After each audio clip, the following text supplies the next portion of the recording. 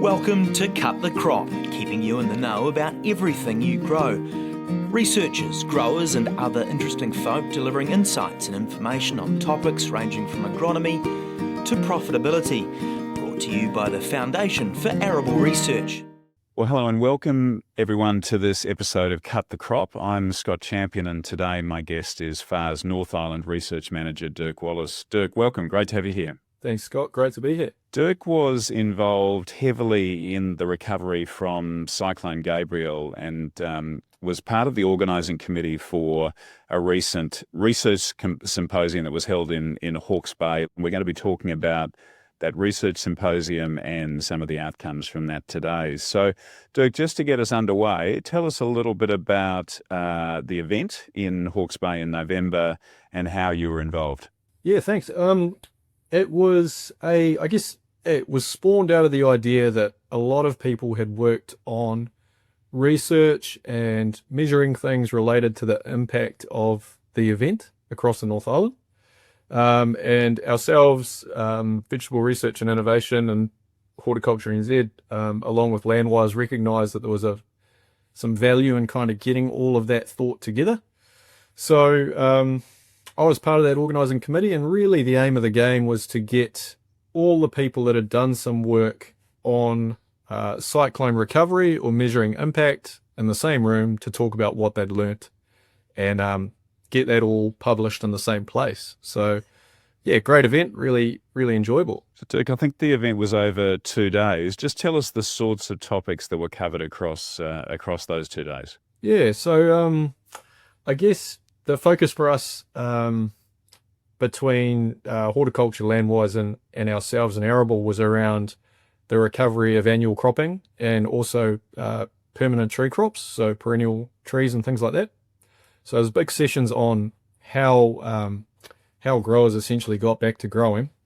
But also we had some quite interesting sessions on assessing the impact of buildings, the impact on different parts of the catchment you don't really think about, so native bush and things like that. And also we had some information there on how to assess whether food is safe to be harvested and sold. So those kind of impacts on the business.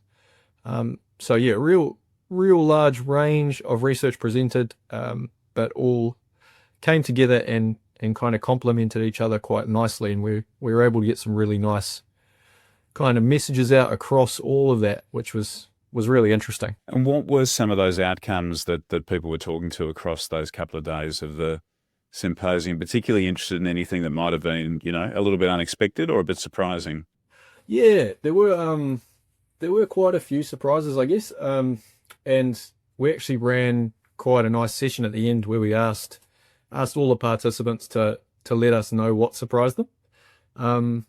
And probably one of the ones that came up across that group was the importance of patience.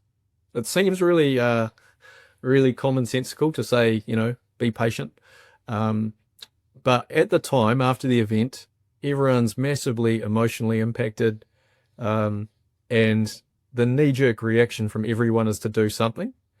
But what we found across annual cropping and permanent tree crops was actually we had more time to make decisions than what we initially thought.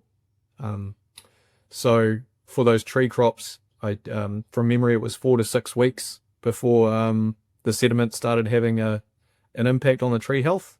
So you actually had a decent sized window to get the sediment out. And with annual cropping, the messages at the start were around getting something growing as fast as possible. But this caused a little bit of additional stress because people were looking for seeds and helicopter pilots and everything under the sun. Whereas some growers actually just left it and waited until spring. And although they did nothing, they were still able to get a spring crop in and get some cash flow going that way. So that was one of the key ones. The other key message I guess we saw was the importance of collaboration. And that was not just between the folks working the land. That was super important. So communities supporting communities, but also the likes of ourselves as an arable levy organisation, working closely with our friends at in horticulture, and recognising that if we've got one kind of singular voice and singular message, then that's really useful for folks when they're stressed out. So yeah, I think those were the two, were the importance of patience and the importance of working together to get through it. And if I was to add a third, I would probably say the other surprise that came out was the recovery of the land. I've got to caveat that by saying things recovered quickly if you had good weather. And further up the coast in Gisborne and Wairoa and things like that, we saw much slower recovery, but that was simply down to the fact they got so much rain after the cyclone. So yeah, I guess those are some of the key takeaways there, Scott. Dirk, I understand too that there was quite a bit of discussion about sort of the role of people in the process and the recovery, not just about the sort of technical aspects. Tell us a little bit more about that. Yeah, so I guess that was the critical part is that you're dealing with people that are going through an event that's pretty traumatic or very traumatic, and supporting those people to make good decisions was one of the key kind of findings across any of the research studies, right? So I think that was, it's always important, and I think that was a real key message to come out, was that putting the people first is going to result in the best outcome. And I guess what we're trying to build with this, with that symposium, was putting a tool in place to help those people in the future. So having some certainty as to what worked in the past, and having some information on what decisions other people have made when they've been impacted in the same way is really useful for folks, because it's funny. A couple of the key things that came out from the surveys and stuff were that growers wanted to learn from other growers. They wanted to hear what people's experience was. And we've been quite lucky in recording a fair bit of that, and also recording the knowledge of who's been impacted and who we can contact in the future. So I'm hoping that the information that comes out of this can actually support people that are going through it next time. So yeah. Dirk, how much information, so stuff that might have come out of an arable context, translating into other sectors, I guess principally horticulture in Hawke's Bay, but vice versa, how much, or how applicable, if you like, are the learnings from one sector into another, do you think? Yeah, I think very, and I think that was, I guess, one of my takeaways, particularly in that region, and I think when you look at that region, you think about other areas across New Zealand that will probably be in a similar position in the future, in that you have arable production alongside intensive vegetable production alongside horticultural tree crop production. And all of the folks that were affected, well, a large number of the folks affected probably have business interests in each of those. And what some of the key learnings were that if you had a large amount of sediment deposited, say up to half a metre of sediment, you're able to get away with putting in some larger seeded crops like the likes of maize and things like that, and actually grow straight into that sediment. So that could provide some initial cash flow. And that was something that a lot of growers intuitively did. They guessed what crops would be the most resilient. They were able to put those in, and then go into some of their riskier crops the following year. So they might go maize in the first year after the flood, and then we followed up some crops that went into onions the next year, which is obviously a finer seed, more finicky crop, but a larger margin. And we were able to see how the sectors can kind of support each other to allow land to recover, I suppose. So yeah, really interesting. And I think that was the good thing about having everyone in the same room, is they can see that their piece of the pie can contribute to someone else and can contribute to someone's recovery. So fantastic. Just you talked earlier on about patience, and you mentioned now the ability to sort of get some cash flow going by planting a crop such as maize.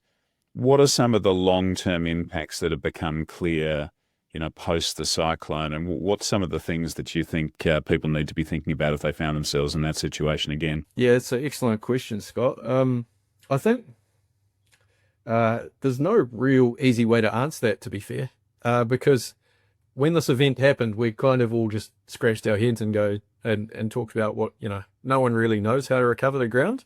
The messages getting around early on have been somewhat disproven in that the recovery's been faster than what we anticipated, but we don't really know what the ground will be like in 5 years. Initial feedback from some growers has been that the ground's performing better. Others are kind of claiming the ground is just performing differently, but it's a bit of an unknown. And we've been working with a few others, Landwise in particular, around actually measuring the sediment physical properties over time, which I think will be interesting to give us an answer to that question as we go forward. Dirk, obviously, in an event like this in Hawke's Bay, or should it get replicated elsewhere across the country in future, people are thinking about the financial implications. Did anything get discussed in the symposium relating to finance? Yeah, it's actually a difficult one to fully nail down, Scott, but we were able to assess the financial impact across the arable sector in Gisborne and Hawke's Bay, and it ran into the many millions, if not early billions, in terms of lost crop. One thing all of those growers were trying to achieve was to get some cash flow early on, because it's a bit of a different story when your whole crop either gets submerged or carried away in floodwaters. It means they've really got no income for that season. So by collecting that information of how much of a financial impact it had, and then kind of the research on how long it took to recover, we're hoping in the future we'll actually have better information available for government when they're making decisions around support. Because it was one of the interesting observations to come from the audience was that the surprise that annual cropping was able to recover in a year actually sends us a message that to support this industry, you're only looking at supporting for 12 months to 24 months to keep them going. So that's information we didn't really have before. At the time, we thought, this could be many, many years before we're back up and running. But I think these pieces of work can provide that vital information to decision makers, and also, alongside that, show growers that there is light at the end of the tunnel. It will be horrible at the time that it hits, but others have got through it before, and this is kind of how they've done it. So, yeah. And Dirk, just in terms of outcomes from the symposium, I guess the broader experience of supporting farmers and growers through the Cyclone Gabrielle experience. I know FAR had produced some tools, and a flowchart was one of those in terms of how to approach it on events in the future. What's going to come out of the symposium, and how would you like to see some of that information made available and get used in the future? One of the key pieces of information that we've had come out has actually been developed by Diana Mathers and Alan Cale. And that was that decision flowchart. So that basically summarizes what I've said today, I suppose, which is, first of all, acknowledge that you're in a horrible situation. Second of all, look after your family and your people and yourself. And then third, take your time to make these decisions. And we've already been able to send that out through Hawke's NZ to the growers in the Tasman region when they got flooded, and then also I think it's been distributed to those in North Canterbury that have just experienced the winds, because a lot of these human-centered messages are pretty similar across events. But in terms of this flood recovery stuff, the idea is that we actually get it all published into a manual that can be accessed by anyone as a digital version and also as a physical copy. One thing that we learnt when we were looking for recovery information, or at least researchers at Landwise, Alex Dixon in particular, learnt, was that the information that was available was stored in very strange places, and it was very difficult to access. So when you have people that need an answer in the next 24 hours and you're rummaging through shoeboxes and garages, we saw that as a bit of a challenge in the future. So what we collectively want is to make it available both within our kind of own websites and things like that, but also potentially in the central library or things at a place like that, which should last well into the future, and make it easier for future researchers to get information together and future growers to find that same information. So, Dirk, fantastic. Listen, thanks for joining us today. A great initiative, and well done to you and your colleagues across the different industries that were impacted in Hawke's Bay. I think taking the time out to draw those learnings together and throw them around and think about what they might mean for the future is a fantastic thing to do. So I've been talking here to Dirk Wallace, who's FAR's North Island Research Manager today, about his involvement in a recent symposium in Hawke's Bay, looking at learnings from the experiences around Cyclone Gabrielle. So thanks very much again, Dirk, and listeners, have a great day on the farm. Thanks for tuning in to Cut the Crop, presented to you by FAR. If you'd like to know more about any of the topics discussed or have any suggestions for future topics, go to www.cutthecrop.co.nz.